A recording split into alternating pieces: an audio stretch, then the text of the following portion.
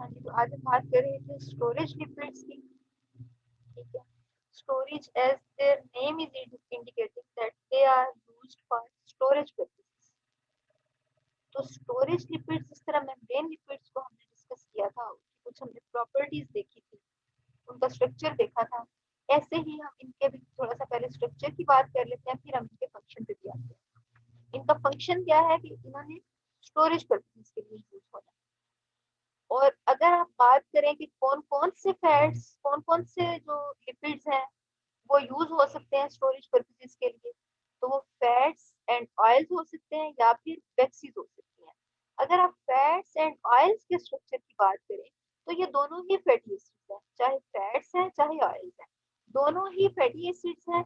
और इनमें फर्क कहाँ पे आता है इनके स्ट्रक्चर में, कि जो फैट्स हैं ये फुली सेचुरेटेड होते हैं, मतलब इनका जो कार्बन बॉन्ड है, उसके कार्बन के जो चारों बॉन्ड हैं, कार्बन की जो वैलेंसी है वो फुली सेटिस्फाइड होती है विद सिंगल बॉन्ड, यानी कार्बन के चारों बॉन्ड सिंगल होते हैं। और जो ये आयल्स हैं इनके अंदर डबल या ट्रिपल बॉन्ड हो सकते हैं।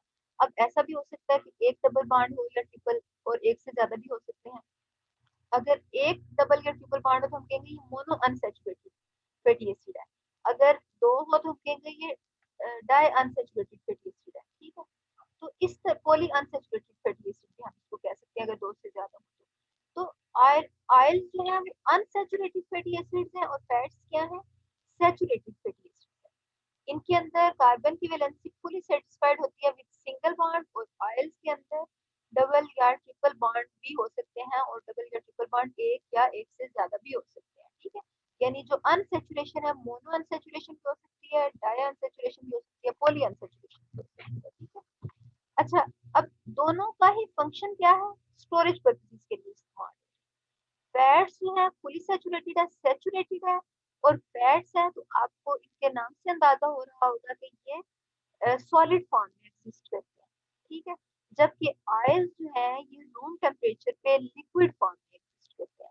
वजह क्या होती है इनके लिक्विड और सॉलिड में होने की, कि आपको पता है कि जब चीजें आपस में कंपैक्टली अरेंज्ड हों तो वो सॉलिड फॉर्म में एग्जिस्ट करती हैं। और अगर उनके दरमियान स्पेसिस आ जाए तो वो उनकी जो वो सॉलिडिटी है वो जाहिर है कम होती जाती है, जैसे जैसे स्पेसिस इंक्रीज होती जाती है, और वो किसमें कन्वर्ट हो जाती है, ऑयल्स में, लिक्विड्स में। वैसे तो हम ये जब हम स्पेसिस की बात करते हैं सॉलिड और लिक्विड की, तो हम यही कहते हैं ना कि सॉलिड में जो एटम्स हैं वो कंपैक्टली अरेंज होते हैं, जबकि जो लिक्विड्स हैं उनके दरमियान में, एटम्स के दरमियान में, मॉलिक्यूल्स के दरमियान में स्पेसिस होती है। तो जो आयल्स हैं, ये वाले जो फैटी एसिड्स हैं, इनके दरमियान स्पेसिस आती है। अब वो कैसे स्पेसिस आती है, कि है तो इनके अंदर भी फैटी एसिड और इनके अंदर भी फैटी एसिड, और फैटी एसिड का आपको स्ट्रक्चर भी याद है कि फैटी एसिड किस तरह से बना हुआ था। तीन फैटी एसिड जो है वो ईस्टर लिंकेज से एक ग्लिसरॉल के साथ अटैच होते हैं, यानी ट्राइग्लिसराइड्स बना रहे होते हैं। अब ट्राइग्लिसराइड का स्ट्रक्चर अगर आपके माइंड में है तो वो सेम ही होता है। तो हम एक को अनसेचुरेटेड कह रहे हैं, अनसेचुरेटेड को हम कह रहे हैं कि ऑयल है, सेचुरेटेड को हम कह रहे हैं फैट्स है। तो फर्क इस वजह से आता है कि जहाँ पे अनसेचुरेशन है यानी डबल बॉन्ड है, वहां पे जो चेन्स हैं वो कम्पैक्टली अरेंज नहीं हो सकती, क्योंकि जहाँ पे डबल या ट्रिपल बॉन्ड होता है वहां पे डेंट आ जाता है उसमें, चेन। जहाँ पे चेन में इस तरह से डेंट आ जाएगा वहां पे वो उनके दरमियान, दो चेन के दरमियान स्पेसिस आ जाती है। इस वजह से फिर जो ये जो है अनसेचुरेटेड फैटी एसिड्स वो ऑयल्स की फॉर्म में एग्जिस्ट करते हैं, जबकि फैट्स जो है वो सॉलिड्स की फॉर्म में एग्जिस्ट करते हैं, क्योंकि फैट्स में जो फैटी एसिड्स हैं उनमें कोई डबल बॉन्ड या ट्रिपल बॉन्ड नहीं है, सारे ही सिंगल बॉन्ड्स हैं। चेन में कोई आपको डेंट नहीं नजर आ रहा। ठीक है, और चेन जो है वो आपस में सारी चेन जो है वो कम्पैक्टली अरेंज्ड है। तो इस वजह से ये सॉलिड फॉर्म में एग्जिस्ट करते हैं फैट्स। अच्छा, अब अगर आप वैक्सीज की बात करें तो वैक्सीज जो है ये भी फैटी एसिड्स है, लेकिन इनमें क्या फर्क आता है कि इनमें इनमें कार्बन, सबसे पहले तो आप ये देखिए कि वैक्सीज के अंदर कार्बन चेन कितनी हो सकती है, कार्बन एटम कितने हो सकते हैं, जो कार्बन स्केलेटन होता है फैटी एसिड्स के अंदर बेसिकली वो कितना लंबा हो सकता है, कार्बन चेन 14 से 36 तक कार्बन एटम्स हो सकते हैं वैक्सीन के अंदर। ठीक है, और इनके अंदर भी लॉन्ग चेन होती है, ये जो लॉन्ग चेन होती हैं वैक्सीन के अंदर, जिनमें एस्टेरिफिकेशन होती है। यहाँ पे तो लॉन्ग चेन्स की एस्टेरिफिकेशन किसके साथ हो रही थी, ग्लिसरॉल के साथ। अब यहाँ पे लॉन्ग चेन्स की एस्टेरिफिकेशन हो रही होती है अल्कोहल के साथ। ठीक है, अल्कोहल के साथ हो रही होती है। अब ये फर्क होता है फैट्स एंड ऑयल्स में और वैक्सीज में। वैक्सीज के अंदर जो चेन्स हैं उनकी अल्काइल चेन्स की एस्टेरिफिकेशन किसके साथ हो रही है, अल्कोहल के साथ। और फैट्स एंड ऑयल के अंदर किसके साथ हो रही थी, ग्लिसरॉल के साथ।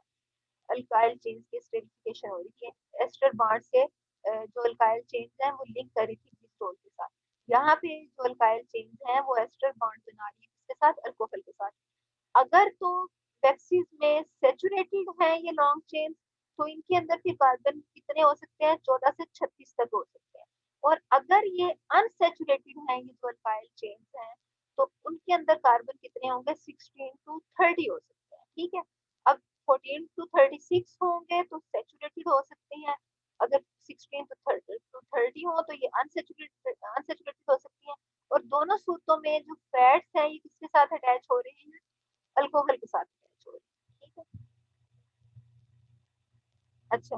अब ये स्टोरेज लिपिड्स की आप सिंथेसिस देखिए, वही बात है ऑर्गेनिजम्स में ये किसके लिए यूज होते हैं स्टोरेज लिपिड्स, एक्सेस एनर्जी को स्टोर करने के लिए। और जब भी बॉडी को एनर्जी रिक्वायर्ड होती है तो एनर्जी फिर इनमें से रिलीज करवा दी जाती है। ठीक है, अब जो यूकेरियोट्स हैं अगर आप उनकी बात करें तो उनके अंदर एनर्जी स्टोरेज के लिए जो प्रेफर्ड कंपाउंड है वो है ट्राई इसाइल ग्लिसरॉल।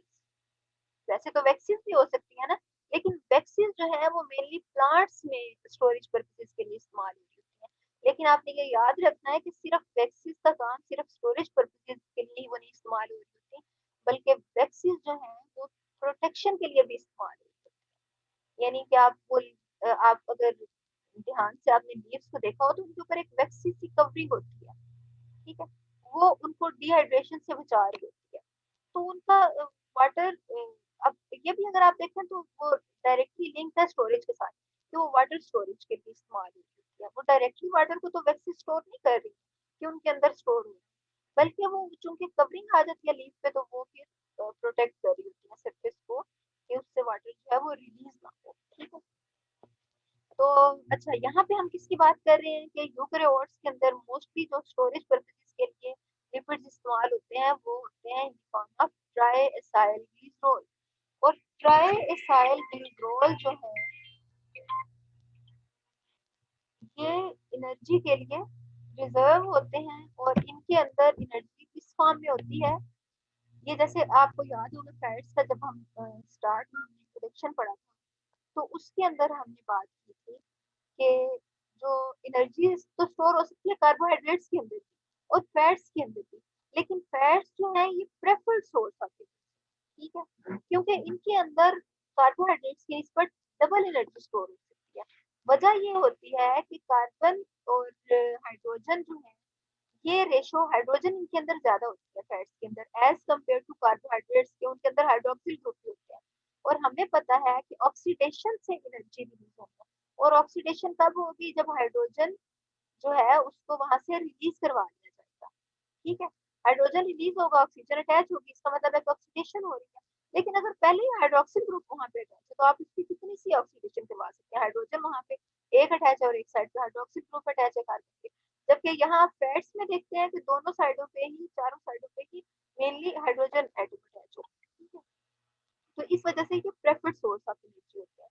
अब ये कहाँ कहाँ पे ट्राइसाइल ग्लिसरॉल, अगर हम यूकेरियोट्स की बात करें कि उनकी प्रेफर्ड स्टोरेज कंपाउंड है तो किन कहाँ कहाँ पे हो सकते हैं, ये सीड्स में भी पाए जाते हैं। ठीक है, पोलन्स में भी हो सकते हैं। ठीक है, और ये जो है ये नॉन पोलर होते हैं ट्राइसाइल ग्लिसरॉल। क्यों नॉन पोलर होते हैं, क्योंकि इनके अंदर एक ग्लिसरॉल मॉलिक्यूल होता है और तीन इसके साथ फैटी एसिड्स की चेन होती है जो कि एस्टर बॉन्ड से ग्लिसरॉल के कार्बन एटम के साथ जुड़ी होती है। यहाँ पे भी आप देखिए कि ये ग्लिसरॉल है, ये वाला ग्लिसरॉल है, और ग्लिसरॉल के साथ अ, जो फैटी एसिड की तीन चेन अटैच है कार्बन के साथ, तो इसका जो कार्बोक्सिलिक ग्रुप है इस ये फैटी एसिड चेन, एक ये चेन और एक ये चेन, और ये तीनों किसके साथ अटैच है, ग्लिसरॉल के साथ।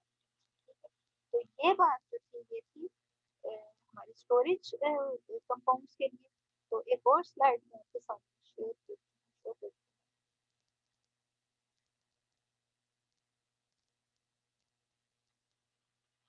ये अब आपके सामने जो शो हो रहा है ना डॉक्यूमेंट, तो इसमें आप देखिए कि हम जो एनर्जी लेते हैं, हम कहाँ कहाँ से, हम एक तो कार्बोहाइड्रेट से भी ले सकते हैं जैसे मैंने अभी बात की। दूसरा हम अगर इनसे लेते हैं, ये जो है फैटी एसिड्स लिपिड्स है, तो उनसे हम कैसे ले सकते हैं। ये सारे जो साइकिल्स है ना, इनको हम डिटेल से आगे पढ़ेंगे, लेकिन ये थोड़ी सी समरी है, इसको अगर आप ध्यान से एक दफा देखिए, बहुत डिटेल में नहीं जा रही, लेकिन बस आप इसको सिंपली देखिए कि ग्लूकोज जो है, glucose di hydroxy acetone phosphate में कन्वर्ट होता है, ठीक है। उसके बाद वो किस में कन्वर्ट होता है, ग्लिसरॉल 3 फॉस्फेट। ग्लिसरॉल 3 फॉस्फेट में कैसे कन्वर्ट होता है, जब इसके साथ एक inorganic phosphate dihydroxy acetone phosphate में आप ऐड करते हैं, तो ग्लिसरॉल 3 फॉस्फेट में कन्वर्ट होता है। तो ये जो हम ग्लाइकोलाइसिस पढ़ेंगे ना, ये स्ट्रक्चर्स के साथ इंशाल्लाह मैं आपको पढ़ाऊंगी, ठीक है। अच्छा, उसके बाद ये ग्लिसरॉल फॉस्फेट के, ग्लिसरॉल 3 फॉस्फेट के अंदर जब एक और ऑर्गेनिक फॉस्फेट अटैच हो जाता है और एक ग्लिसरॉल अटैच हो जाता है, तो ये किसमें कन्वर्ट हो जाता है, फॉस्फोरेटेट में कन्वर्ट हो जाता है। फॉस्फोरेटेट जो है, जब इस फॉस्फोरेटेट में से अल्कोहल रिमूव हो जाता है, तो ये कन्वर्ट हो जाता है फॉस्फोलिपिड, ठीक है। और ये जो फॉस्फोरेटेट है, ये उसके अलावा किसमें कन्वर्ट हो जाता है, फॉस्फोलिपिड के अलावा किसमें कन्वर्ट हो सकता है, triglycerol, sorry try acyl glycerol, ठीक है। फॉस्फोरेटेट किसमें कन्वर्ट हो रहा है, ट्राई एसाइल ग्लिसरॉल में। और अगर इस फॉस्फोरेटेट से अगर अल्कोहल को आप रिलीज कर दें, तो किसमें कन्वर्ट हो जाता है, फॉस्फोलिपिड में कन्वर्ट हो जाता है, ठीक है। तो ये ट्राई एसाइल ग्लिसरॉल कहाँ पे स्टोर हो रहे हैं, उसमें लिवर में हो रहे हैं स्टोर। अच्छा, अगर आप, ये हमने बात की है कार्बोहाइड्रेट्स की, यहाँ से ग्लूकोज की हमने बात की, ठीक है। अगर आप यहाँ पे बात करें, लिपिड्स की बात करें, लिपिड्स कहाँ पे हो सकते हैं, एडिपोज टिश्यूज में हो सकते हैं, आप डाइट से भी उनका इंटेक कर रहे होते हैं। तो अगर आप ट्राइसाइक्लिसोल, एक तो ये है कि आप कहाँ से ले रहे हैं ट्राइसाइक्लिसोल, ग्लूकोज से ले रहे हैं, यानी कार्बोहाइड्रेट्स को आप कन्वर्ट करें लिपिड्स में, ग्लूकोज को आप कन्वर्ट करें ट्राइसाइक्लिसोल में, फैटी एसिड में कन्वर्ट कर रहे हैं, या फिर फास्फोलिपिड में कन्वर्ट कर रहे हैं, इसको ग्लूकोज को। दूसरी सूरत ये हो सकती है कि आप डायरेक्टली ग्लूकोज कहाँ से ले रहे हैं, आपकी बॉडी में जो एडिपोज टिश्यूज मौजूद है, चर्बी मौजूद है, वहां से ले रहे हैं, क्या आप कहाँ से ले रहे हैं, डाइट से इंटेक कर रहे हैं। तो आप ट्राइसाइक्लिसोल को उसके कंपोनेंट में डिवाइड करिए, जैसे हम स्ट्रक्चर कितनी ही दफा देख चुके हैं ट्राइसाइक्लिसोल का, कि उसके अंदर क्या होता है, एक ग्लिसरॉल होता है और 3 फैटी एसिड्स होते हैं। आप फैटी एसिड्स को उसमें से अलग कर देते हैं, यानी उसकी ब्रेक डाउन कर देते हैं ट्राइसाइक्लिसोल की, और फिर उसको किसमें कन्वर्ट कर देते हैं, ग्लिसरॉल और फ्री फैटी एसिड्स में, ठीक है। अब फ्री फैटी एसिड्स जो है वो कहाँ पे जा मैम रहे हैं, आपकी आवाज नहीं आ रही। अच्छा, फ्री फैटी एसिड जो है वो कहाँ जा रहे हैं, लिवर में जा रहे हैं, ठीक है, या फिर एंडोप्लाज्मिक रेटिकुलम में जा रहे हैं। अगर एंडोप्लाज्मिक रेटिकुलम में जा रहे हैं, तब भी ये किसमें कन्वर्ट हो रहे हैं, ट्राइसाइक्लिसोल।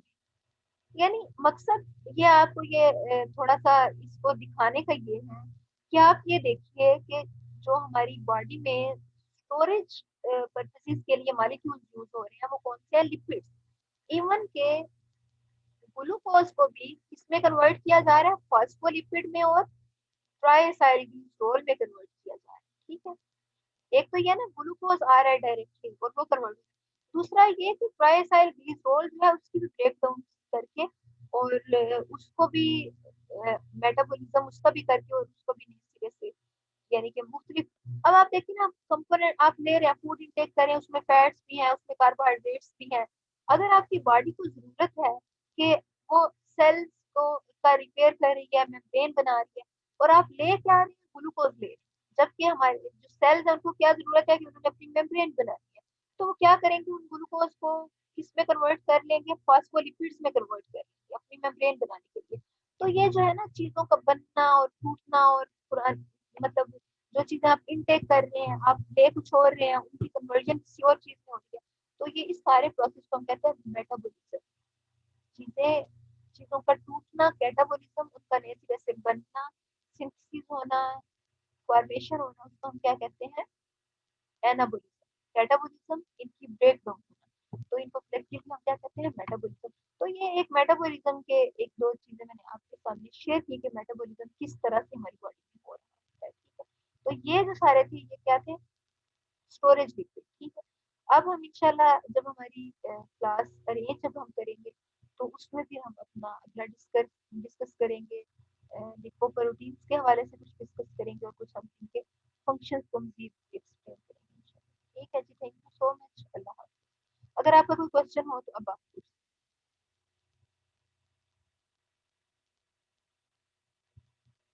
हाँ जी, आपका कोई क्वेश्चन हो? चलिए ठीक है जी, आपका कोई क्वेश्चन नहीं है, आप इसको मजीद पढ़िएगा, तैयार कीजिएगा। अगर कोई बात आपको नहीं क्लियर होती तो नेक्स्ट क्लास में चलना। बोलिए।